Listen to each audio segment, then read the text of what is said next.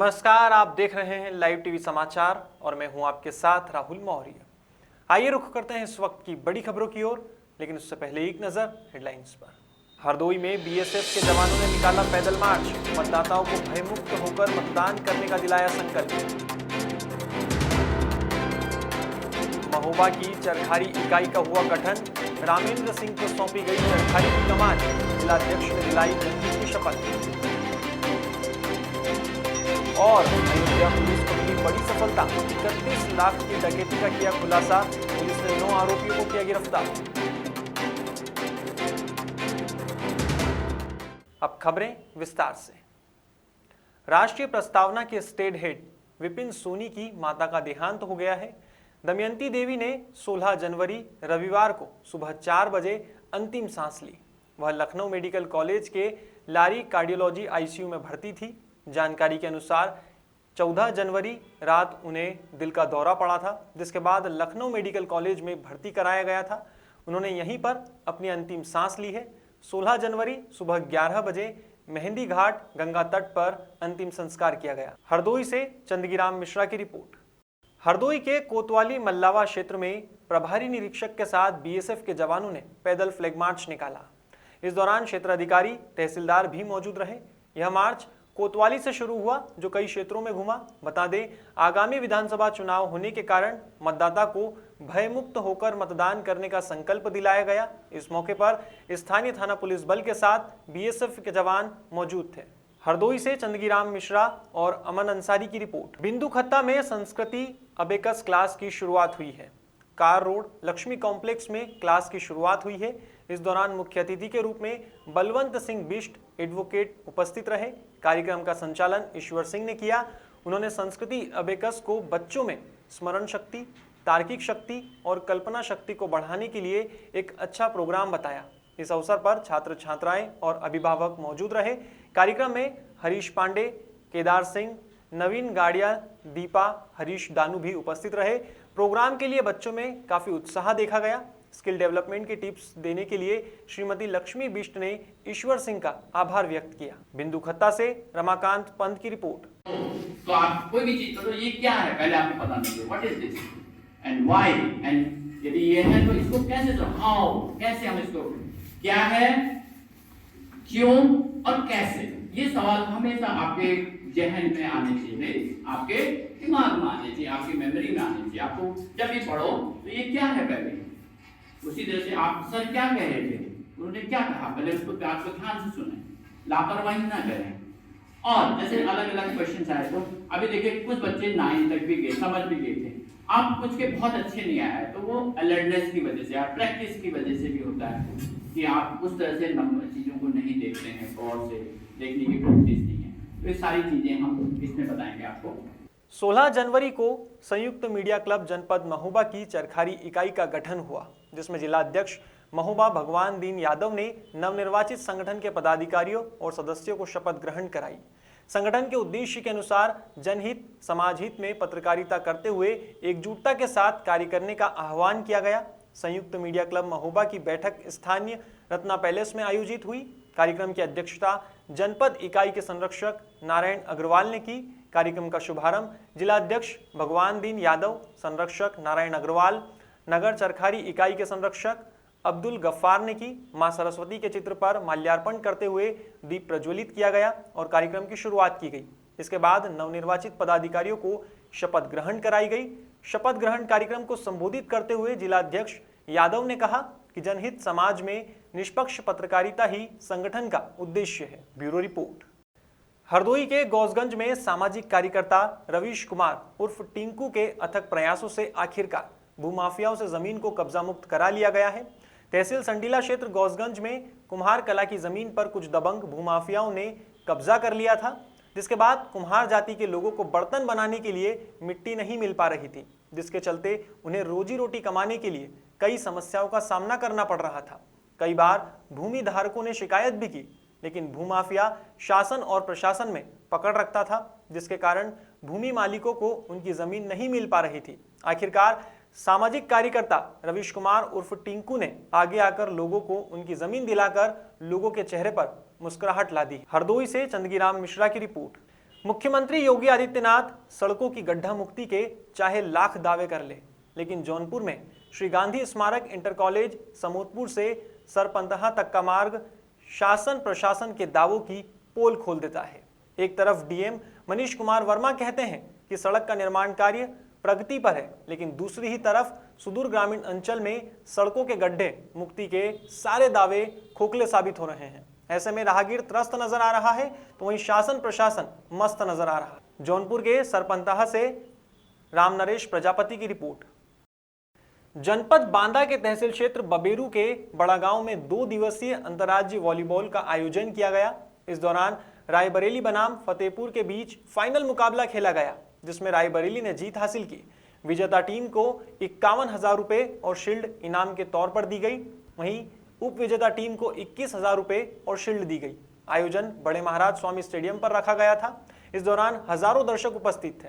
नत्थु प्रसाद पटेल की report. Final match था, किसके मध्य था और किसका मुकाबला क्या रहा? आज इस फाइनल मुकाबले में रायबरेली और फतेहपुर की टीमों ने, जिसमें रायबरेली टीम ने फाइनल मुकाबला जीता और जो अपने इस गांव के आराध्य पूज्य बड़े देव महाराज जी के रिस्मत में लगभग 20 वर्षों से अनवरत इस बांदा जिले का नाम रोशन करने के लिए अपने इस गांव के इस खेल के प्रति लगातार अपनी प्रतिभागिता और इसके साथ ही साथ अग्रजनों का हमेशा सहयोग रहा है। उसी के संकल्प में रायबरेली और फतेहपुर की टीम के बीच मध्य मुकाबला चला, जिसमें रायबरेली ने जीत दर्ज की। इस कार्यक्रम के उपलक्ष्य में निश्चित ही जो देश के यशस्वी प्रधानमंत्री जी और तमाम लोगों के अपने ऋषि मुनियों की जो परिकल्पना थी, तो गांव देहात में छिपी प्रतिभाओं को एक निकलने का अवसर मिलता है। और इस टीम में मुझे लगता है कि कई खिलाड़ी ऐसे रहे होंगे जो कहीं ना कहीं प्रशासनिक सेवा में चयनित होंगे और इसी खेल के माध्यम से ही उनको यहाँ तक पहुँचने का अवसर मिला है। तो कहीं ना कहीं इससे हमारे गांव में ही नहीं, अपने क्षेत्र में और जिले का नाम रोशन हो रहा है और गांव देहात में छिपी प्रतिभाओं को आगे प्रथम द्वितीय टीम को कितने पारितोषिक से नवाजा गया? अब ये तो कमेटी ही इस विषय पर, क्योंकि हमने कहाँ पर ये कार्यक्रम का आयोजन किया गया था? खेल का कौन से गाँव? ग्राम बड़ा गाँव। आपकी क्या भूमिका रही इस पर? इसमें कार्यक्रम की अध्यक्षता के रूप में मुझको कमेटी की तरफ से बुलाया गया था और बहुत ही गौरव का विषय है कि मुझे पहली बार इस कार्यक्रम में रहने का अवसर मिला। इस कार्यक्रम में अपने कुर्मी छत्ती महासंघ के जिलाध्यक्ष श्रीमान दिनेश पटेल जी, अपने पूज्य द्विवेदी जी, अपना दल एसके प्रदेश महासचिव श्रीमान कृष्णेंद्र पटेल जी, अपने नन्ना जी, अन्यान सभी अपने इस गांव ही नहीं अपितु पूरे क्षेत्र के अपने सभी बुजुर्गों का, साथी खिलाड़ियों का, आए हुए सभी अतिथियों का और मीडिया के बंधुओं का हृदय से स्वागत अभिनंदन करता हूँ। आपका शुभ नाम? मेरा सुनील पटेल, अध्यक्ष जिला पंचायत बांदा। शाहगंज के तहसील उपाध्यक्ष और नगर पालिका परिषद शाहगंज अध्यक्ष प्रतिनिधि प्रदीप जायसवाल ने जमकर समाजवादी पार्टी पर जुबानी हमला बोला है। प्रदीप जायसवाल ने कहा कि भारतीय जनता पार्टी परिवारवाद, जातिवाद और व्यक्तिगतवाद के बजाय विकासवाद में विश्वास रखती है। अखिलेश यादव के बयान अयोध्या छोड़कर गोरखपुर चले गए सीएम योगी पर पलटवार करते हुए उन्होंने कहा कि अखिलेश यादव डरकर छोटे छोटे दलों से गठबंधन कर रहे हैं, लेकिन 2022 में योगी आदित्यनाथ ही उत्तर प्रदेश के मुख्यमंत्री बनेंगे। राम नरेश प्रजापति की रिपोर्ट। कृपया अपना परिचय बताइए सर। मेरा नाम प्रदीप जायसवाल है जी। भाजपा का उपाध्यक्ष हूँ शाहगंज का जी। कृपया ये बताइए कि अब की बार विधानसभा चुनाव 2022 में शाहगंज की जनता किस प्रकार के जनप्रतिनिधि को अपना विधायक चुनेगी? देखिए, शाहगंज विधानसभा इस बार के चुनाव में उसकी वरीयता जो है, सर्वप्रथम उसका प्रतिनिधि लोकल होना चाहिए जी। जो उसके दिन रात दुख सुख में खड़ा होने वाला जनप्रतिनिधि जी। दूसरा, यहाँ की जनता चाहती है कि जनप्रतिनिधि ना गुंडा हो, ना बदमाश हो, समाज में से जुड़ा हुआ व्यक्ति हो, जो कि चाहे वो अमीर हो गरीब हो, सबकी बात सुने और इस विधानसभा की विकास की बात करे, गरीबों के लिए बात करे। जी, और जनप्रतिनिधि जो और पार्टियों से हैं, क्या वो लोकल नहीं हैं? देखिए, हम किसी पार्टी की चर्चा नहीं करना चाहते। हम भारतीय जनता पार्टी के लोग हैं। भारतीय जनता पार्टी लगातार 4.5 साल से सरकार चला रही है और पहले दिन से ही जो भारतीय जनता पार्टी का फार्मूला था, सबका साथ, सबका विकास और सबका विश्वास, उसी फार्मूले पर लगातार हम लोगों ने 5 साल तक काम किया है और आगे भी इसी फार्मूले पर करेंगे। अखिलेश यादव जी का बयान है कि डर के मारे योगी जी अयोध्या छोड़कर गोरखपुर चले गए, क्या कहना चाहते हैं? देखिए, आज सपा का जो स्थिति है, माननीय अखिलेश यादव जी इतना भयभीत हो गए हैं कि सभी तमाम छोटे छोटे दलों से, सिद्धांत विहीन दलों से समझौता कर रहे हैं। उनको डर है कि सपा का जो जनाधार है इस प्रदेश से खत्म हो चुका है, तो छोटे छोटे दलों को मिलाकर अपने जनाधार को बढ़ाने की सोच रहे हैं, जो कि उनका ये सपना पूरा होने नहीं जा रहा है। जी, इंद्रदेव यादव जी जो शाहगंज के बसपा प्रत्याशी हैं, उनका बयान है कि भाजपा डूबती नाव के समान है जिस पर कोई नहीं चढ़ना चाहता। इस पर क्या कहना चाहते हैं आप? देखिए, जनता देख रही है। आज केंद्र में हमारी सरकार है, प्रदेश में सरकार, और भारतीय जनता पार्टी सिद्धांतों पर चलती है, व्यक्ति विशेष की पार्टी नहीं। जी, ये सब क्षेत्रीय दल हैं, मायावती और अखिलेश। इस समय बहुत से लोग भाजपा को छोड़ करके दूसरी पार्टी ज्वाइन कर रहे हैं, क्या कहना चाहते हैं? देखिए, मैंने बताया ना कि भाजपा ऐसी नदी है, गंगा की तरह पवित्र है। तमाम नदी नाले आकर मिलते हैं, लेकिन जब भाजपा में आते हैं तो वो गंगा जल हो जाते हैं। जी, लेकिन जिसको हमारा विचारधारा नहीं पसंद है, वो स्वतः ही चले जाते हैं। यहाँ इनका सामंजस्य ही नहीं बैठता है। जी, ऐसा क्यों? देखिए, हम भारतीय जनता पार्टी की जो विचारधारा है, मैंने आपको बताया कि राष्ट्रवादी विचारधारा हमारे लिए देश सर्वप्रथम है। हम जात पात में विश्वास नहीं करते और भारत के संविधान के अनुसार सबका साथ, सबका विकास करते हैं और हमको इसी विचारधारा पे चलना है और जनता उसको स्वीकार भी कर रही है। जी, आने वाले चुनाव में आप देखिएगा कि उत्तर प्रदेश की जनता ने यह निर्णय ले लिया है कि अब इस प्रदेश में जात संप्रदाय पे सरकारें नहीं चलेंगी। इस प्रदेश में भारतीय जनता पार्टी का नेतृत्व, जिसने 5 सालों में इस प्रदेश में विकास की धारा बहाई है, जी, चाहे वह सड़क हो, चाहे बिजली हो, कानून व्यवस्था हो, गरीबों का, मतलब हमारे विचारक थे पंडित दीनदयाल उपाध्याय जी, उनकी विचारधारा थी कि अंत्योदय, अंतिम व्यक्ति का उदय इस देश में जब तक नहीं होगा, देश का, प्रदेश का जो सबसे गरीब व्यक्ति है उसका आर्थिक विकास, शैक्षिक विकास जब तक नहीं होगा तब तक विकास की बात करना बेईमानी है। और भारतीय जनता पार्टी ने अंत्योदय के सिद्धांत पर गरीबों के लिए मकान,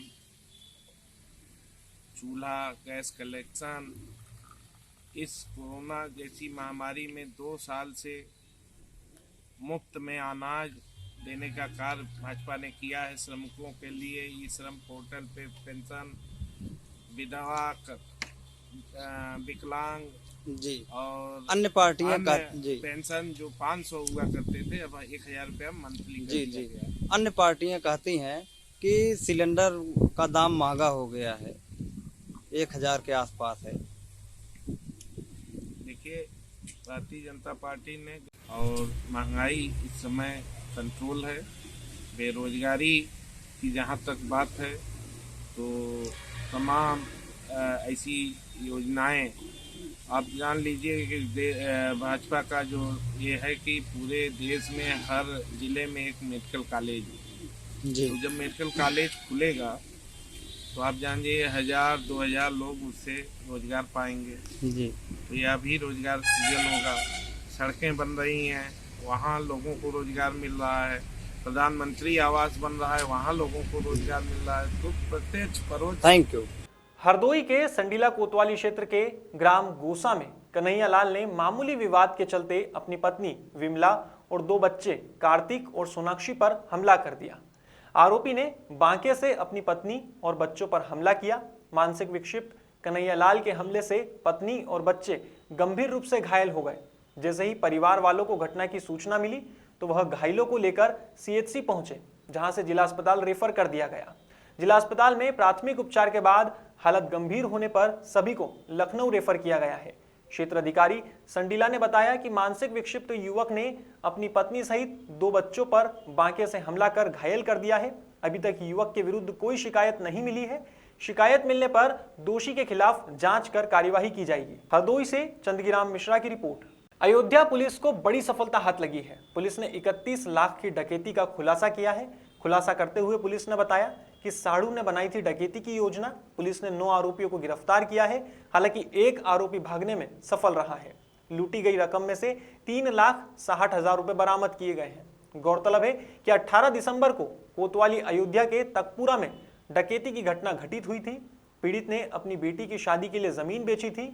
8 डकैत मुरादाबाद के थे और साड़ू बस्ती का ही रहने वाला था। साड़ू शालिग्राम वर्मा ने डकैती की योजना रची थी। साड़ू ने ही पीड़ित की लड़की की शादी तय करवाई थी। मुरादाबाद में डकैती की साजिश रची गई। पीड़ित का साड़ू शालिग्राम वर्मा सऊदी अरब में नौकरी करता था। पुलिस ने मामले का भांडा फोड़ते हुए 5 देसी तमंचा, 10 कारतूस, 6 मोबाइल फोन्स और डकैती में प्रयोग की गई स्कॉर्पियो गाड़ी को बरामद किया है। फिलहाल पुलिस सभी पकड़े गए आरोपियों से पूछताछ कर रही है। अयोध्या से वीके यादव की रिपोर्ट। 18 दिसंबर की रात में थाना दर्शन नगर क्षेत्र में एक व्यक्ति के यहाँ रात में अपराधी घुसते हैं और उसके यहाँ डकैती की घटना कारित करते हैं। वादी द्वारा जो तहरीर दी गई थी उसमें 5 से 6 लाख रुपए नकद और आभूषण लूटे जाने की बात बताई गई थी। पुलिस ने इस अज्ञात में पंजीकृत घटना का सफल अनावरण किया और इसमें पूरा का पूरा गैंग वर्कआउट करते हुए उसमें कुल 9 लोगों की गिरफ्तारी सुनिश्चित की है, जिसमें जो मेन प्लानर है शालिग्राम, वो जनपद बस्ती का रहने वाला है और मुरादाबाद से शेष लोगों को टीम को बुलाकर उसने इस घटना को कारित कराया था। बैकग्राउंड में ये रही इसकी बात कि वादी ने अपनी ज़मीन बेची थी और ज़मीन को बेचने के बाद जो कैश था वो घर में था। इसकी जानकारी शालिक के पास थी। उसने अपने साथ पूर्व में काम किए हुए गनी, जो कि मुरादाबाद का रहने वाला है और सऊदी अरबिया में ये लोग साथ में टाइल्स लगाने का काम करते थे, उनसे ये पूर्व में संपर्क में था।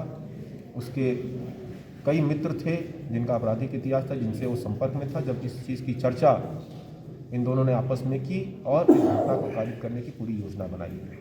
पुलिस टीम ने, जैसा मैंने बताया, इसमें से 3,60,000 नकद, घटना में प्रयुक्त गाड़ी, मोबाइल फ़ोन और कुल 9 लोगों को गिरफ्तार किया गया है।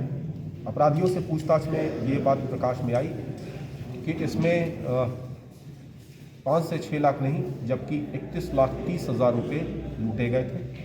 शेष रकम की बरामदगी के लिए हमारी टीम प्रयास कर रही है। एक अभी भी इसमें फरार चल रहा है, उसकी गिरफ्तारी का प्रयास किया जा रहा है। गिरफ्तारी कहाँ से हुई थी? गिरफ्तारी अपने यहाँ से हुई। फिलहाल खबरों में बस इतना ही। देश और दुनिया की तमाम खबरों के लिए देखते रहिए खबर 100, जनता की बुलंद आवाज।